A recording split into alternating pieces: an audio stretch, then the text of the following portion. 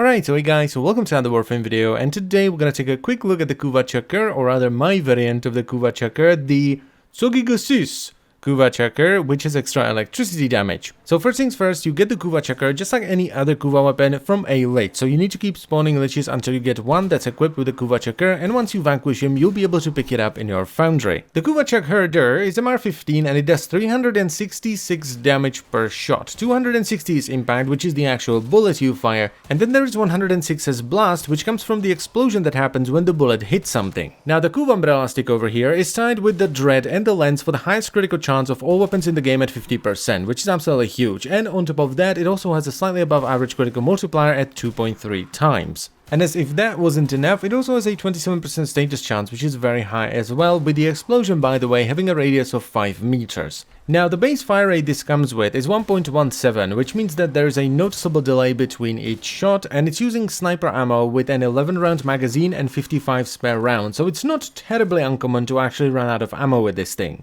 And by far, the worst thing about this gun is its reload time of 3.3 seconds, which is just not nice. And finally, the weapon does do increased headshot damage, which is something that I suspected after playing around with it, but it has been added to the wiki as well. So yes, the weapon does do increased headshot damage, and it's pretty obvious, because when you headshot something, it hits like a bloody truck, whereas if you body shot something, it's more like you're running it over with a bike. So headshots are definitely the way to go here. Now, since this is a Kuva weapon, you ideally want to put on 5 Forma to extract all the mastery from it, but realistically, you only really need to put on 2, even if you're gonna go with 90% elementals and you want to add an Eidolon mod. And the setup I ended up using is running Serration for damage, Split Chamber for multi-shot, Point Strike for crit chance, Vital Sense for crit damage, and then for the Eidolons I went with Vigilante supplies, and this helps both with the ammo problem because sniper ammo is too rare and it's very easy to just run out, but it also gives you the crit bonus from the set, and this is really nice, especially if you have the rest of the set on your Sentinel. Then I finally decided to bite the bullet and max out my primed fast hands, which gives me 55% bonus reload speed, bringing the reload down to 2.1 seconds, though if you don't have the primed version, just use the normal one and the reload is gonna take a little bit longer.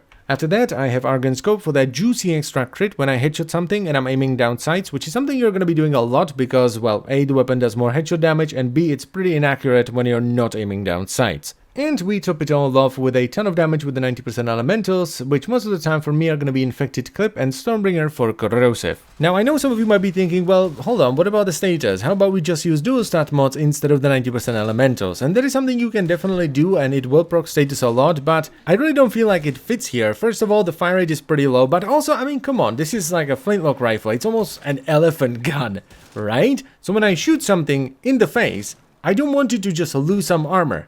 I want it to not have a face, and putting in 90% elementals instead of dual stat mods makes that happen because you have 50% more damage that way. There is a bit of a problem here though, and it has to do with the base version of the gun.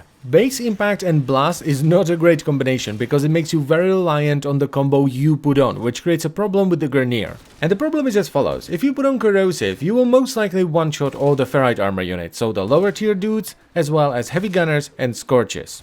But as soon as you run into something with alloy armor, like a napalm, bombard, or even an elite lancer after a certain level, you are boned, you just don't have the damage. So radiation it is? Well, not quite, because as soon as you run into a ferrite armor unit, you are boned.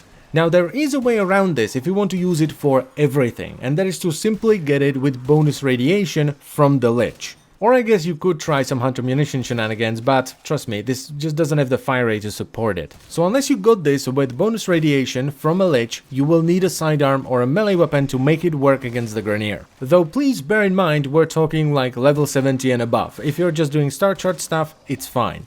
Now, some people also said that this gun is great for hunting the Eidolons, which is why I wanted to try this setup as well, which is running Stormbringer and Hellfire for radiation and then primed cryo rounds for a ton of cold. And those people were lying through their teeth. I kinda get where they're coming from, you know, it does more headshot damage, which is, you know, great for the final phase, but look at this. Just, yeah, no. Absolutely not. And before someone goes, well, actually, if you were to use Chroma, it doesn't matter.